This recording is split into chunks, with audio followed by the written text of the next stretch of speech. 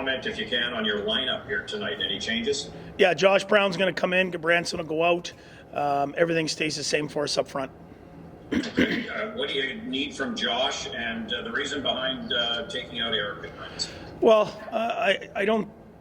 I think one of the biggest things probably Josh Brown has sat around and not played. We brought him here, to be a penalty killer, to be a presence on the back end, and he really hasn't had an opportunity. And I wanted to get him in some games.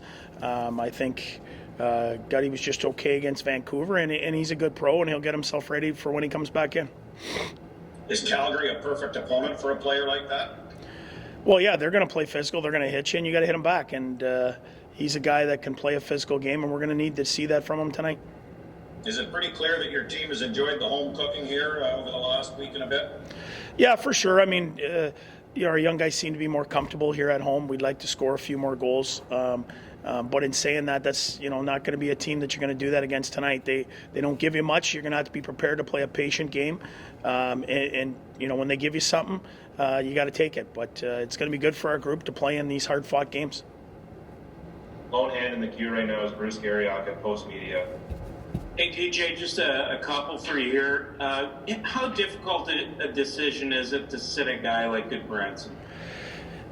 It is difficult. He's an older guy that's done everything we've asked. And he plays hard. He sticks up for his teammates. But in saying that, like I said, Josh Brown's waited his turn, with no complaints. And it's a good thing no one's got injured, and I think Zub and Zaitsev have been really good at what they do, and I think Josh Brown needs a look. So it's hard, but that's part of coaching. If you do decide to go with Philip Gustafson tonight, it's been a long road for him to get here, and he's worked hard, hasn't he?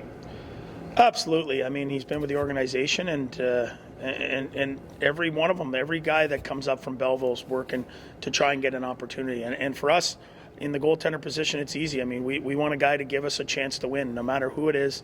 Give us a chance every night to win, and you'll get to play. I just wanted to ask you a couple other things. Just as Holberg was out there today, Pierre said he'll play in Belleville before he plays here. Is he inching closer? And then the second thing I'd ask is if there's any update on Matt Murray. Hoggy will play down there, and we'll see how he goes from there. And you can't give definite answers here. You never know if one of these kids grabs it and runs with it. I mean, we're searching hard, for some consistency at that position, and maybe one of these guys can get hot and get going. So, part of injuries is another guy gets an opportunity to get in there. And with Matt Murray, he remains day to day. He skated again today, and I'll just wait on the trainers to say when he's able to resume practice with us. Mark Broussard, Le Droit. Coach, you've brought in Abernathy on the practice squad.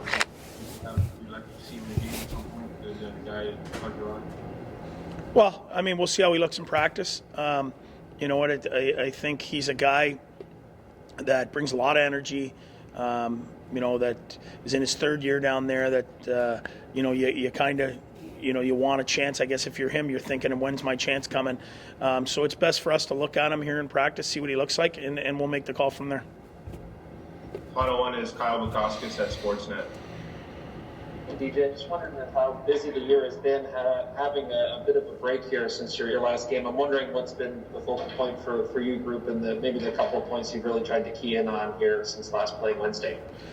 I think the big point for us is continue to be grow our leadership group, and to continue to push each other to be better.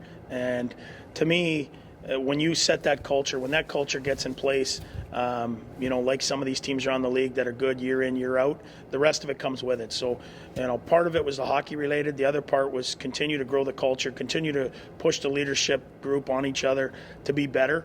We're going to have tough battles, good games and bad games down the stretch here, and we'll see how we react to them. But we feel the culture's really turning in the right direction, and usually when that happens, the success follows it. We'll go back to Bruce Garriock for one more. I apologize, DJ. I just have one more. Have they changed at all under Daryl Sutter? Did you notice it? Have you noticed a difference in them? Pardon me. Well, I think they're playing a bit faster. When I say that, their minutes are down. So, I mean, you're going 100 miles an hour every shift you're out there, and he's making you earn everything. I think they're more balanced, as of right now, and he's pushing guys to be better. And he wants to see who can raise their game. And they're defending, a squeeze harder for me, in the D zone. His big thing, they don't give you any time or space, and they're not going to let you get to the net very easily. So for sure I see that, in the first few games under him.